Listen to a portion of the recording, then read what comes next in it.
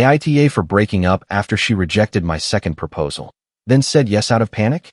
I am sitting on the roof of my apartment in downtown Austin with a Shiner Bock beer in my hand and my bare feet on the wooden deck I built myself 3 months ago.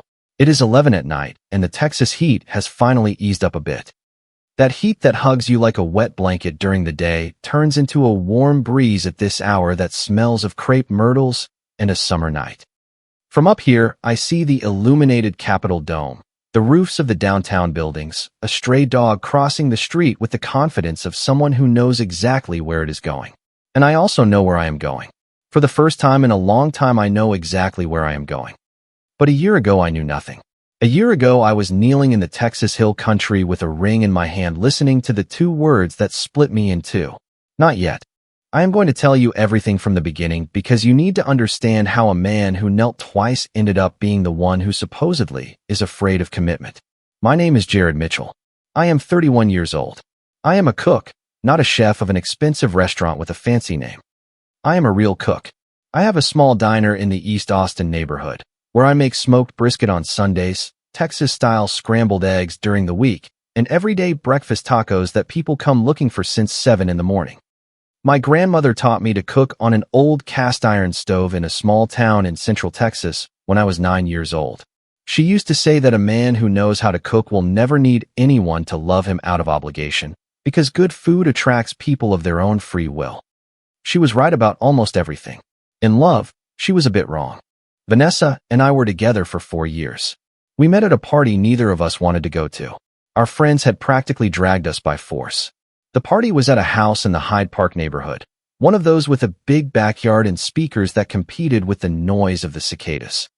I was in a corner with a plate of appetizers complaining about the heat, and she appeared next to me complaining about the same party.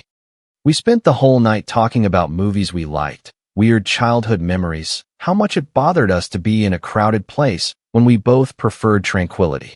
When I looked at my watch, it was almost 2 in the morning, and I had not noticed. Do you know that feeling of when you find someone and everything fits without forcing it? It was exactly that.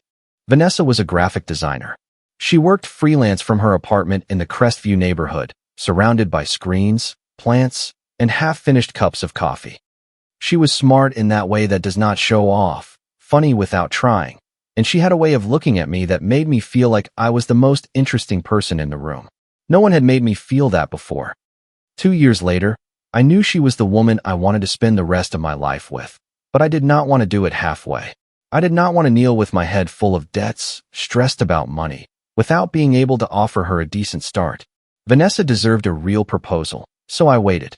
I started saving money, worked more shifts, added more tables to the diner, and while I waited, we talked about the future. Marriage came up in those conversations all the time. She said she could not imagine herself with anyone else. She said she wanted to build a life together. She talked about kids, about a small house with a yard in the hill country, about a big dog and a little one. So, when I finally felt ready, it did not seem like I was going in blind. It seemed like we were on the same page. I planned everything carefully. The place was a natural swimming hole in the Texas Hill Country near Wimberley, 40 minutes from Austin. One of those open pools surrounded by hills and trees, where the water is so blue it seems unreal. Vanessa and I went there on our first date, which was not a party. We swam. We kissed underwater and we laughed because we both swallowed water at the same time. One of those silly moments that stay forever. I wanted something intimate. Just the 2 of us. No crowded restaurant with everyone watching. No stadium screen proposal. Just her and me in the place where everything started to get serious. The day of the proposal, the sky cooperated. It was one of those Texas afternoons where the light turns golden and the trees cast long shadows on the dirt path. We arrived at the swimming hole at sunset. Vanessa walked barefoot on the trail, laughing at a joke I told badly, with her hair down and a skirt that danced with the wind. We sat on the edge. She looked at the water, I looked at her, and at one point I simply stood up, took her by the hands, started telling her everything I felt, how she changed my life, how much I loved her, that I could not imagine my future with anyone else. I knelt, opened the little box, asked her if she wanted to marry me. She looked at me with those brown eyes I knew by heart, and the silence that came before the answer lasted what seemed like an entire lifetime. I want to marry you, she said, but not yet. I stayed there kneeling with the open box in my hand, trying to process those two words. Not yet. My brain froze trying to reassemble the sentence in another way, as if I had misheard. She said she was not ready, that she needed more time, that she was not in commitment mode. She did not explain much beyond that, just that it was not the right time for her. And I, to not turn that into a scene, smiled. I told her, "It is okay, I understand." But I did not understand. I understood absolutely nothing. The rest of the afternoon we pretended everything was fine. We are incredibly good at that, right? You put on the mask, smile, make jokes, and whoever sees you from the outside does not realize that something broke inside. I went home with that weight on my chest and spent the following weeks convincing myself that it was not that serious, that she just needed time, that I had waited a year to have my life organized before proposing. Why could she not need her own time?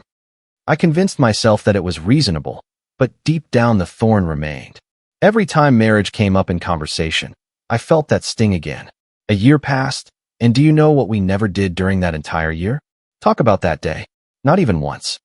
We developed an Olympic skill for ignoring the elephant in the room. The dates continued. The trips continued. The couple routine continued. On the outside, everything was fine. On the inside, I was increasingly restless. There were moments during that year where I thought everything was truly fine. One night in August, we were cooking together in my apartment. I was making dinner, and she was cutting the red onion with that adorable clumsiness of someone who never learned to use a knife well. And suddenly she looked at me with those brown eyes and said, "There is no one else I would rather be in a kitchen with on a Friday night." And I believed her. I believed her with all my heart. Those phrases were the ones that kept me there, the ones that convinced me that maybe the not yet meant soon, but soon never arrived. Every time a friend got engaged, every time we saw a wedding on social media, every time her mom asked her, "And when is it your turn?" she changed the subject with an agility that I began to recognize as trained. A detail I never told her.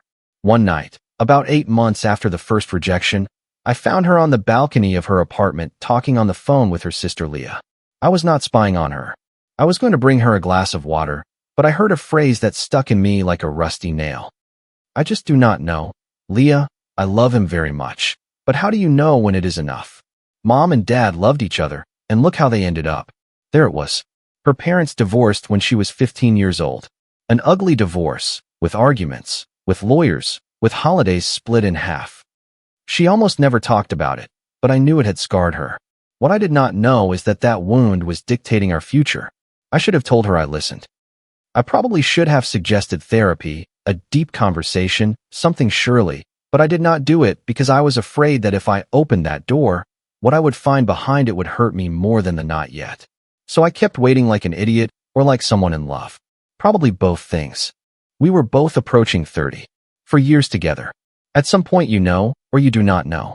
There is no eternal middle ground. And that was when I decided to try again, but this time different. The first proposal had been intimate, simple, just the two of us at the swimming hole. I thought that maybe she needed something more special, more memorable. Sometimes the problem is not the feeling, but the setting. I convinced myself of that. I planned more carefully. I rented the inner courtyard of a restored historic ranch near Fredericksburg in the Texas Hill Country, one of those with stone walls, wildflowers hanging from the posts, and lanterns that illuminate everything with warm light. Vanessa had always said that the Hill Country was her favorite area in Texas. She was fascinated by the architecture, the colors, the light. I involved our closest friends. I was not going to do a proposal in a public square with a cheering crowd. That was never either of our styles. But I wanted the people we cared about there, helping to set the stage. Candles forming a path to the stone fountain in the courtyard. Wildflowers because she loved the smell. Soft music in a corner playing quietly, just in the background. It looked beautiful. The friends did an incredible job. The plan was to have dinner at a good restaurant in Fredericksburg, just her and me, and then, casually, pass by the ranch where everything would be set up. The dinner was perfect. She was lively, in a good mood. We laughed, drank local drinks, talked like in the old days. It seemed we were completely aligned. Inside, I was dying of nerves. I could not stop thinking about the swimming hole, about the not yet, praying not to hear that again. After dinner, I suggested taking a walk around the ranch. She accepted without suspecting anything. When we arrived at the courtyard and she saw everything, the candles, the flowers, the golden light illuminating the stone walls, the music playing softly, she started to cry with emotion. And I thought, now yes, this time is different. I felt it. I knelt for the second time. I said everything I felt, that I loved her, that I wanted no one else, that I was ready to build a life by her side. I took out the ring. Not yet. The same 2 words, a year later, in another place, with another setting, with all that effort, not yet. I stayed there kneeling trying to understand if I had misheard. I had not misheard. The silence of the friends around confirmed it. I saw in their faces the same disbelief I felt.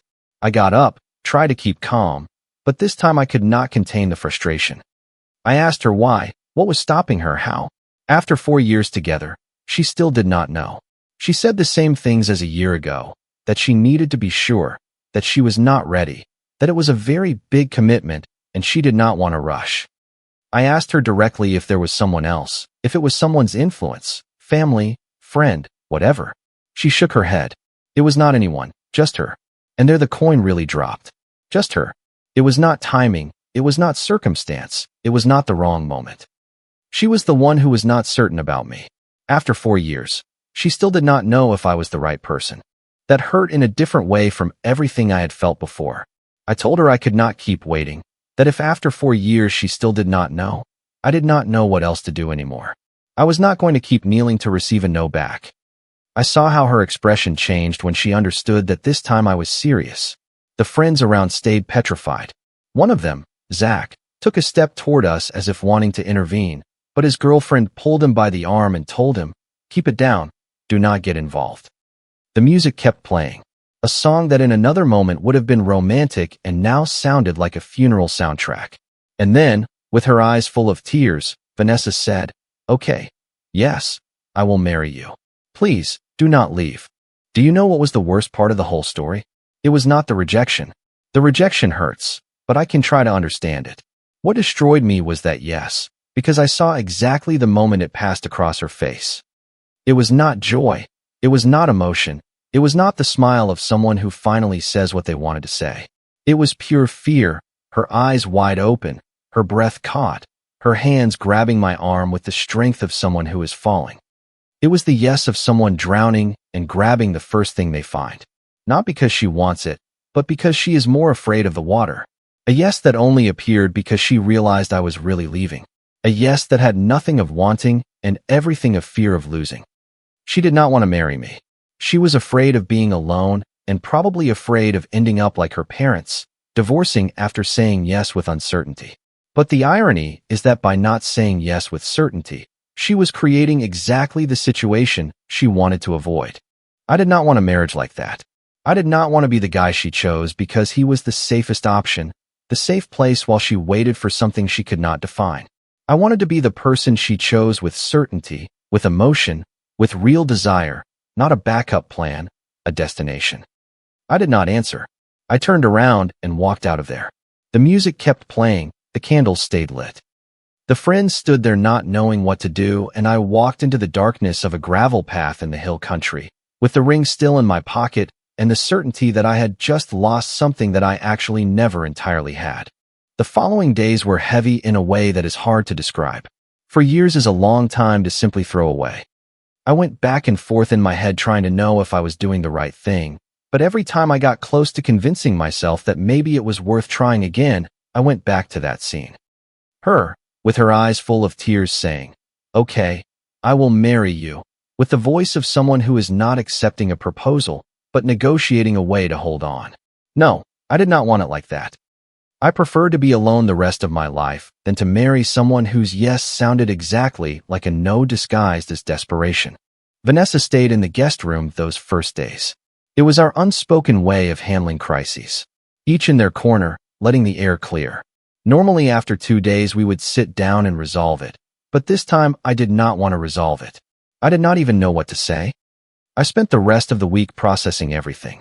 The anger went down, and what remained in its place was not relief, it was disappointment. That feeling of when you do everything right, or at least you think you did, and it is still not enough. At the end of the week, she brought up the topic. She said we needed to talk. She was right. We could not stay in limbo. I told her everything, that I could not keep waiting for her to discover if she wanted to marry me, that if after 4 years she did not know, I had serious doubts she would ever know.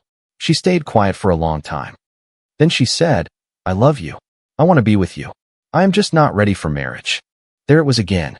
The same phrase, I am not ready. I asked her calmly, why? What is stopping you? We talked about this. You said you wanted it. What changed? She sighed. I saw she struggled to find the words. I do not know. It is a very big commitment. I do not want to get into something I am not sure about. That stopped everything. I am not sure. Not about marriage, about me. After 4 years, she had no certainty about me. I asked her with all the calm I had left, are you ever going to have certainty? She looked at me, and for the first time in that whole conversation, she had no answer. She just looked at her own hands in silence, and right there I knew.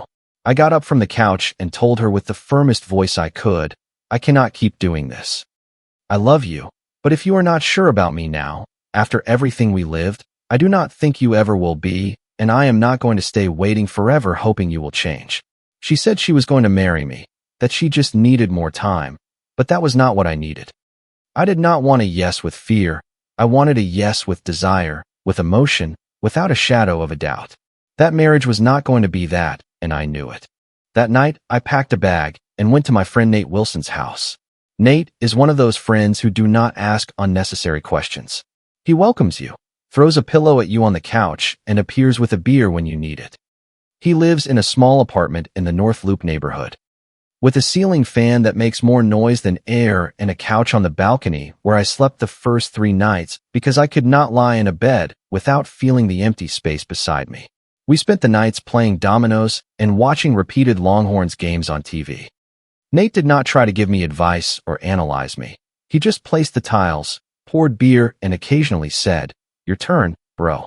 That was exactly what I needed, presence without pressure. But the nights were difficult. I would lie down on that couch at 11 with the noise of the Texas crickets filling the darkness, and I would start reviewing the 4 years as if they were a movie. I tried to find the exact moment where everything started to twist. Was it something I said? Something I stopped doing? Was there a sign I ignored? Nate told me I was overanalyzing. He was right. But when you invest 4 years in someone, you want to believe it meant something, that it was not wasted time. One night, around 3 in the morning, I was awake on the couch looking at the ceiling when I remembered something that made my stomach churn. 3 months before the second proposal, Vanessa and I went to her cousin's wedding in the hill country. During the ceremony, when the bride and groom said their vows, I looked at her out of the corner of my eye. She was crying. I thought they were tears of emotion, of joy. Now I wondered if they were out of something else, out of fear, of knowing her turn was approaching and not being ready to take it. Vanessa's messages started the day after I left. At first they were the expected ones. We need to talk. I miss you. Do not do this. Then they escalated. She said I was throwing away 4 years for nothing, that I was being irrational, that I was going to regret it for nothing. Those words burned me, as if the 2 rejected proposals, the year of silence, her uncertainty about me, were nothing, as if I had broken up because she did not like my sports team. I did not answer, but every vibration of the cell phone left me with that squeeze in my stomach. Nate watched me look at the screen and said, do not answer her, Jarrett.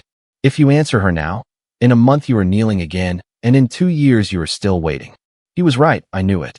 But 4 years do not disappear from memory just because you made the right decision. After a few days of silence from her end, the messages from her friends started, and they were brutal. One said I was immature, another said I was selfish. A third one wrote a very long message about how I was being unfair for not giving Vanessa more time to figure out what she wanted. Apparently 4 years were not enough. Do you know what the most ironic part is? I proposed twice, I bought 2 rings, I planned 2 different proposals, I knelt twice in front of the woman I loved. But the one who is afraid of commitment is me. The logic of those people was beyond me. And then came Natalie's. Natalie was Vanessa's best friend since high school. She sent a message to Nate, not to me, to Nate, as if to make sure it reached me through an indirect channel, which said, he was her safe bet. Now she will find someone better. Safe bet. That phrase got under my skin like a splinter. That is what I was. A backup plan while she waited for something she could not define. Vanessa never said anything like that directly, but the seed was planted. And once that thought enters, it does not leave easily. Nate, when I showed him the message, just said, "Brother, you just received the confirmation you needed." If her own friend thinks that, imagine what she thought. I do not know if Natalie was right. I will never know for sure, but the doubt was already enough. My friends at least understood. Nate, simple as always, you did good. If in 4 years she could not decide, she was never going to be able to. Zach was more direct. He said I should have left after the first proposal, that she made everything clear since the first time. I did not know what to answer because deep down he was right, but at that moment I did not want to give up easily. I wanted to believe that what we had was enough for her to overcome whatever was stopping her. Her parents' divorce, the fear of commitment, whatever it was, naive or stubborn. Both. Before getting my things, something happened that I have not told anyone until now. One afternoon, walking along South Congress Avenue aimlessly, I passed in front of the jewelry store where I bought the second ring. I stood on the sidewalk looking at the display window with the rings shining under the lights. The owner, a man with a mustache who had helped me both times, recognized me from inside. He came out and asked me. He said yes. I told him no. He stayed quiet for a moment. Then he put his hand on my shoulder and said, "Sometimes the right ring finds the wrong finger. It is not the ring's fault." I laughed for the first time in days. A real belly laugh, the kind that comes out when something hits you in a place you did not expect. I thanked him and kept walking. I went for the rest of my things when I knew she would not be there. I did it on purpose. I did not have the strength for another loaded conversation. I entered the apartment, grabbed the bags, left my key on the kitchen counter. I saw the kitchen where I taught her to make breakfast tacos on a rainy Sunday, the couch where we watched movies with our legs tangled, the window from where we watched the sunsets over Western Austin. For years, 2 proposals, an abandoned key on an empty counter. I left without drama, without a final scene. The following weeks were not easy. Even knowing I did the right thing, rebuilding a routine without someone who was part of it for 4 years is harder than it seems. I got my own apartment, the one downtown, the one on the roof, a room, a small kitchen, a bathroom, nothing special, but it was mine. I could leave dishes in the sink if I wanted, play classic rock at 2 in the morning, sit on the roof with a beer without having to explain my mood to anyone. I started focusing on myself. The diner was doing well. I introduced a new menu of smoked brisket tacos that went viral on social media when a TikToker from Los Angeles came to record. The lines grew. I hired a helper, Mrs. Helen, a 60-year-old lady who makes the best sides in Austin and who scolds me if I leave the seasoning uncovered. Life went on. I was not at 100%, but I was in motion. And at that stage, motion was already enough. 2 weeks after the breakup, a different message arrived from Vanessa. Without anger, without complaints, without pressure. Just I understand now. I am sorry. I hope you find someone who makes you happy. It was the last message I received from her. No call afterwards, no text. The thread between us had been cut. I kept looking at the screen for a while, not knowing what to feel. On one hand, relief, the constant back and forth was over. On the other, that strangeness of when something truly ends, not with a slammed door, but with a door closing slowly without making noise. Time kept passing. I ran into her once by chance, about 3 months later at the Austin Farmers Market. It was a Saturday morning, and I had gone to buy peppers and seasoning for the diner. I was standing in front of Mrs. Betty's stall, the lady who sells the best spices in all of Austin, when I saw her at the end of the aisle. She was with a tall, blonde guy with glasses, with a canvas backpack that screamed, "I am not from here." They were chatting in a low voice. They were laughing. She was pointing things out to him in the stalls like a tour guide. They seemed comfortable with each other in that way that is only achieved when you have already known each other for weeks or months. Do you know what I felt? It was not what I expected. My heart sank for a second. I do not deny that. But the devastating pain I imagined did not come. Jealousy did not come. A complex mixture of nostalgia and relief came. Part of me missed what we were. The nights cooking together in the small kitchen of her apartment, the Sundays where she sat on the little stool at the back of the diner reading a book while I served brisket, the swimming hole where she almost said yes, or so I thought. I missed her, but not the her of now, the her from before, the one who had not broken me yet. And another part, a big part, was simply relieved not to be the guy standing next to her in the market, waiting, wishing, begging in silence that someday she would decide I was enough. That guy probably did not know it yet, but he was in the same line where I stood for 4 years, the line that does not move forward.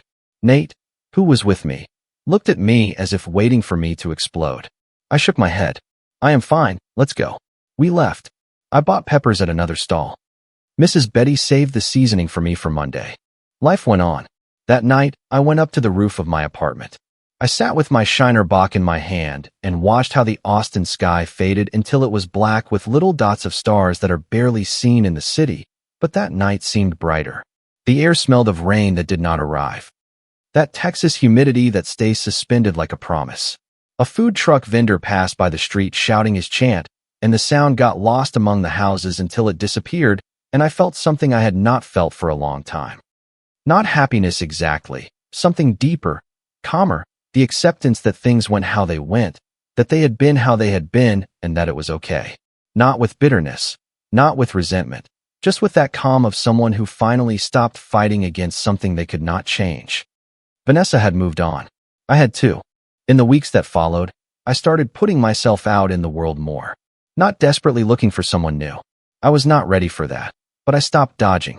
I went out more, talked to people, started thinking about what I wanted out of life, not just in relationships, in everything. And I discovered something simple that took me a long time to understand. I deserve someone who is certain about me, not someone who needs years to decide if I am worth it, not someone who only says yes when she is about to lose me, not a safe bet, not a harbor while life changes. A person who truly chooses me, with desire, without doubting. Was I the idiot for having broken up after 2 rejected proposals? You decide. I just know I was not willing to spend the rest of my life waiting for someone to truly choose me. Things are still not perfect.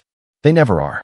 But I am learning to welcome what comes without clinging too much to what passed, nor getting ahead of what has not arrived yet. The diner is doing better than ever. The smoked brisket tacos already have a waiting list on Sundays. Mrs. Helen taught me how to make a special stuffing that would have brought a tear of pride to my grandmother's eye. Last week, a group of out-of-town visitors came to eat, and the man asked me for the Texas-style scrambled eggs recipe. I told him the recipe was my grandmother's, and it was not for sale, but to come back tomorrow and I would teach him how to make them. He came back. I taught him. He left happy. That is more satisfying than any yes out of obligation. I am fine here in my apartment, on my roof, with my beer, with the noise of Austin sleeping below and the smell of crepe myrtles coming in everywhere. The other night I was up here and I saw a young couple walking down the street, holding hands, laughing at something I could not catch. And I did not feel envy. I felt hope. Not for me specifically. I am not looking for anyone yet, but a general hope that exists, that there are people who choose each other without doubting, who say yes to each other, without needing the other to threaten to leave first.